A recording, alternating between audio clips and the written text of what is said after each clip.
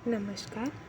आज हम net GRF के कहानी यूनिट से हिंदी के नेट जीआरएफ कहानी यूनिट से सबसे पहले कहानी चंद्रदेव से मेरी बात बंग महिला की इस कहानी पर चर्चा करेंगे और उसे पूरी तरह से समझ लेंगे, विस्तार से समझ लेंगे।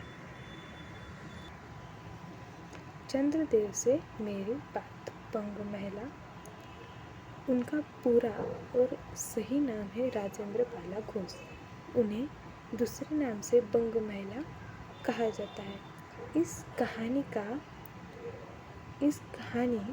1904 में प्रकाशित हुई थी और वो सरस्वती पत्रिका में प्रकाशित हुई थी। इस कहानी में भारत की बदहाल आर्थिक दशा, ये जो कहानी है वो 1904 की है, यानी हमारा भारत जब स्वतंत्र नहीं हुआ था उस समय की ये कहानी है।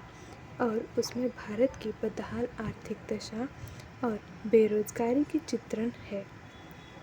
साथ ही समाज में नारियों की स्थिति, यानी उस समय में जो नारियों की स्थिति थी उसका भी इसके अंतर्गत चित्रण किया गया है। जातिगत पक्षपात है। उस समय हमारे भारत में अलग अलग जातियों के पक्षपात थे, उस समय का भी इस पर चित्रण किया गया है। और वृद्धजनों के अनुसूचित दबदबे का भी चित्रण इसके अंतर्गत किया गया है। अब हम इस कहानी को शुरुआत करेंगे। ये कहानी कम शब्दों में कहा जाए तो एक सामाजिक चित्रण की कहानी है। चंद्रदेव से मेरी बात बंग महिला राजेंद्र बाला घोष। भगवान चंद्रदेव, आपके कमलवन कोमल चरणों में इस दासी का अनेक बार प्रणाम। राजेंद्र बाला घोष चंद्रदेव से बात करना चाहती है, यानी पत्र के सहारे उन्होंने अपनी बात को समझाया है। आज मैं आपसे 2-4 बातें करने की इच्छा रखती हूँ। देखो, सुनो, अनसुनी सी मत कर जाना। आपने बड़प्पन की ओर ध्यान देना।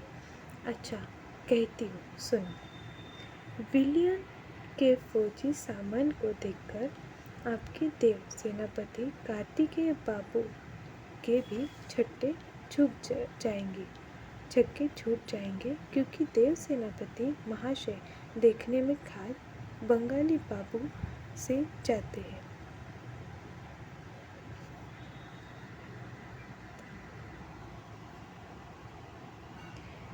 विलियम के फौजी सामान को देखकर आपके देव सेनापति कार्तिकेय बाबू के भी छक्के छूट जाएंगे, क्योंकि देव सेनापति महाशय देखने में खास बंगाली बाबू से जांचते हैं। और उनका वाहन भी एक सुंदर मयूर है।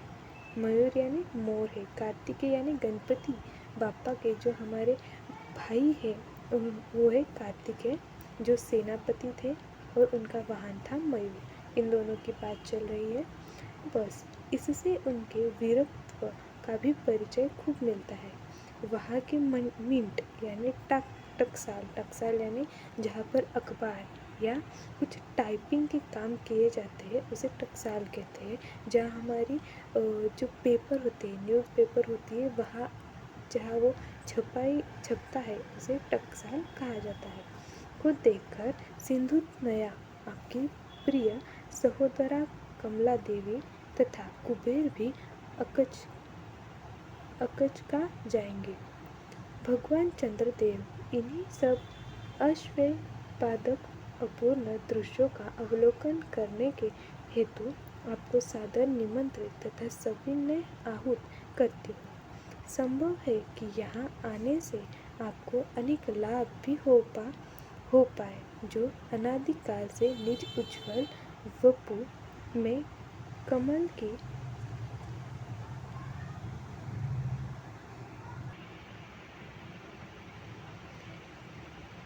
वपु में कलंक की कालिमा लेपन करके कलंक की शशांक, शशधर, शाशालांछन आदि उपाधि मालाओं से भूषित हो रहे हैं।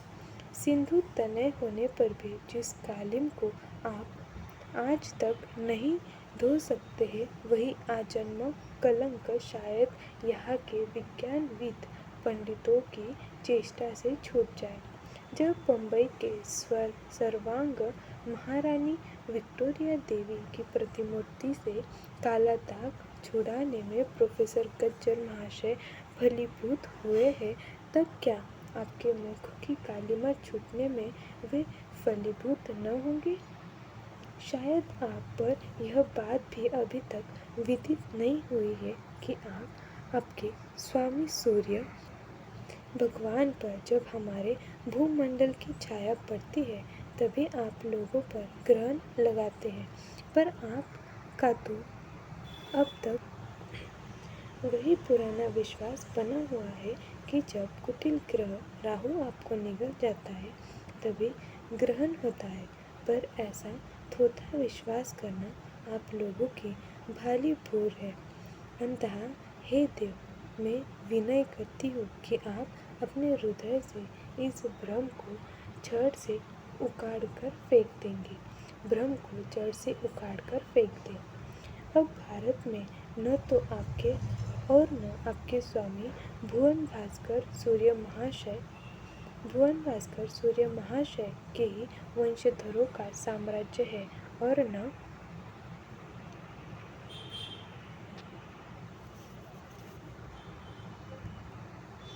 अब भारत की वह सस्य श्यामला स्वर्ण प्रस्तुता मूर्ति ही है। अब तो आप लोगों के अज्ञात एक अन्य द्वीपवासी परम शक्तिमान गौरांग महाप्रभु इस सुविशाल भारत वर्ष का राज्य वैभव भोग रहे हैं। अब तक मैंने जिस बातों का वर्णन आपसे स्थूल रूप में किया वह सब इन्हीं विद्या विशारद गौरांग प्रभुओं की कृपा कटाक्ष का परिणाम है। यूँ तो यहाँ प्रतिवर्ष पदवी दान के समय कितने ही राज्य विहीन राजाओं की दृष्टि हुआ करती है, पर आपके वंशधरों में जो दो चार राजा महाराजा नाम मात्र के है भी वे काठ के पुतलों की भांति हैं। जैसे उन्हें उनके रक्षक नचाते हैं वैसे ही वे नाचते हैं। वे इतनी भी जानकारी नहीं रखते कि उनके राज्य में क्या हो रहा है, उनकी प्रजा दुखी है या सुखी है। यदि आप भी भारत भ्रमण करने को आए तो आपके फैमिली डॉक्टर धन्वंतरी महाशय को और देवताओं के चीफ जस्टिस चित्रगुप्त जी को साथ अवश्य लेते आए। यह आशा है कि धन्वंतरी महाशय यहाँ के डॉक्टर के सन्निग्ध चिकित्सा संबंधित बहुत कुछ शिक्षा का लाभ कर सकेंगे। यदि प्लेग महाराज मन में कहती है ईश्वर न करे, यदि प्लेग महाराज आपके चंद्रलोक या देवलोक में घूम पड़े तो वहाँ से उनको निकालना कुछ सहज बात न होगी। यही महाराज आपके यहाँ की दंडविधि यही जब चिकित्सा शास्त्र के बड़े बड़े पारदर्शी उन पर विजय नहीं पा सकते तब वहाँ आपके देवलोक में जड़ी बूटियों के प्रयोग से क्या होगा। यहाँ के इंडियन पिनल कोड की धाराओं को देखकर चंद्रगुप्त जी महाराज अपने यहाँ की दंडविधि यानी कानून को बहुत कुछ सुधार सकते हैं। और यदि बोझ न हो तो यहाँ से वे दो चार टाइपराइटर यानी उन्हें टाइप करने के लिए चित्रगुप्त जी क्या करते हैं, हमारे जो पाप पुण्य है कौन कब मरेगा वो सब लिखते हैं। इसके लिए वो कहते हैं कि यहाँ से टाइपराइटर भी खरीद ले जाए। जब प्लेग महाराज के अपार अनुग्रह से उनके ऑफिस में कार्य की धीरता अधिकता होवे तब उससे उनकी राइटर्स बिल्डिंग के राइटर्स के काम में बहुत ही सुविधा और सहायता पहुँचेगी। वे लोग 2 दिन का काम 2 घंटों में कर डालेंगे। अच्छा, अब मैं आपसे विदा करती हूँ। मैंने तो आपसे इतनी बातें कही पर खेद यानी दुख है कि आपने उनके अनुकूल या प्रतिकूल एक बात का भी उत्तर न दिया। लेखिका चंद्रदेव से अपनी बातों का उत्तर चाह रही है कि और बोल रही कि आपने उनके ना ही अच्छे और ना ही बुरे कुछ भी सवाल नहीं दिए हैं, परंतु आपके इस मौनावलंबन को मैं स्वीकार का सूचक समझती हूँ। अच्छा, तो मेरी प्रार्थना को कबूल करके एक दफ़ा यहाँ आइएगा ज़रूर। ये कहानी है चंद्रदेव से मेरी बात, राजेंद्र बाला घोष उर्फ बंग महिला की। धन्यवाद।